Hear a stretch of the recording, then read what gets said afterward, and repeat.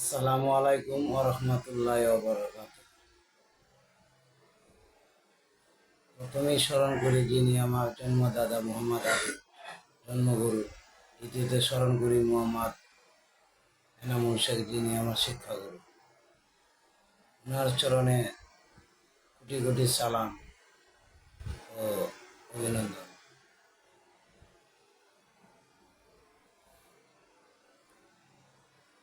আজকে একটি দর্শক ভাইদের উদ্দেশ্য করে বলছি, একটি মন্ত্র দিতে যাচ্ছি যে ফাঁসাই সের লাগানো,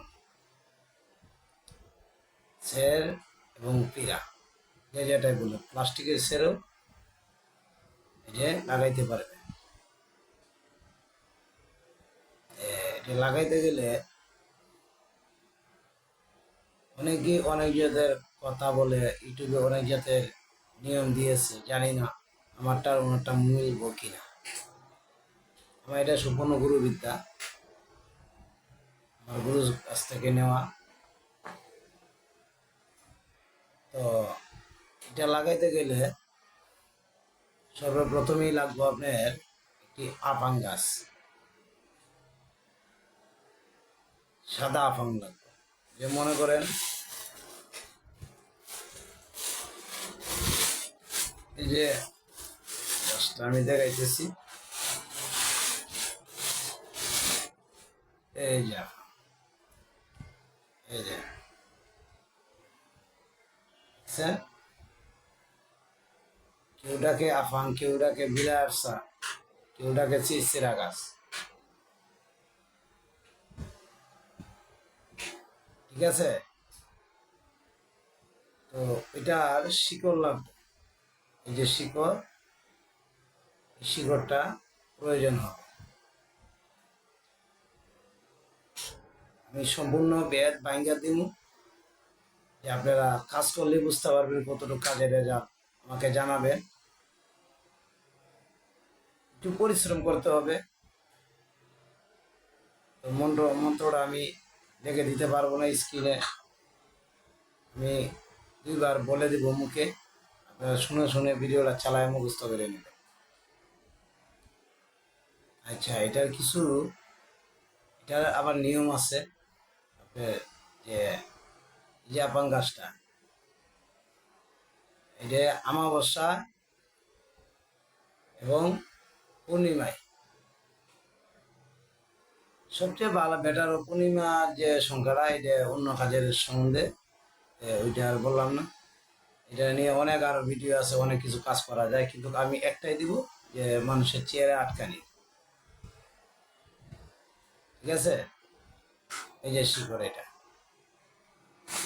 তো আপনারা যে যেখান থেকে ভিডিওটা দেখতেছেন,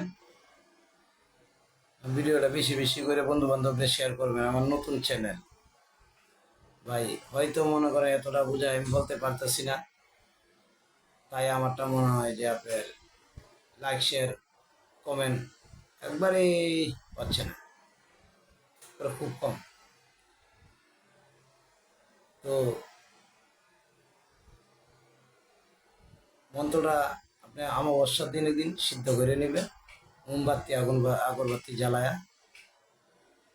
মন্ত্রটা হলো আপনার, ভালো করে আপনারা শুনে নেন মন্ত্রটা।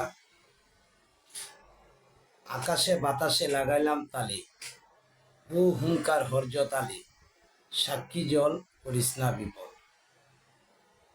এই মন্ত্রটা তিনবার পরে তিনটা টুকা মাইরে দিবেন, চেয়ারে আটকে যাব। তো এটা অমাবস্যার দিন কেমনি এটা সিদ্ধ করবেন, এটা ভালো করে আপনারা বুঝে নেন। এই যে বললেন আকাশে বাতাসে লাগাইলাম তালি, তখন তিনটা তালি দিবেন, এর দুই হাত অত ছিঁড়ে এটা মনে মনে বলবেন। এই যে হু হুঙ্কার হর্য তালি, হুঙ্কার মানে কি জানেন? আলীর হুঙ্কারে কতটুকু শক্তি এটা আপনারা জানেন। হুঙ্কার হর্য তালি, সাক্ষী জল করিস না বিপদ, মানে এটা তখন মাথাটা নত করতে হবে। তো এভাবে মন্ত্রটা সিদ্ধ করে নেবেন। আপনি 108 বার জপে নেবেন। জপার পরে ওই যে আপাং গাছের শিকড়টাতে দেখাইছিলাম, কেউ বলে চিরচিরা, কেউ বলে আফাং, কেউ বলে বিলায়ার চা। এক জায়গায় একজনে ওর ভাষা গ্রামের ভাষায় বলে কাজকিত একটাই। তো এইটায় কালো দাগা দিয়া কোমরে বাঁধবে।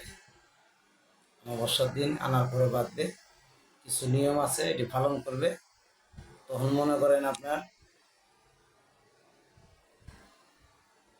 ডেইলি 51 বার পরে 51টা ফু দিতে হইবে। চুরির মেয়েদের নিজের কোমরে ধারণ করে রাখতে হবে। এরপরে আপনি কাজ করতে পারবেন।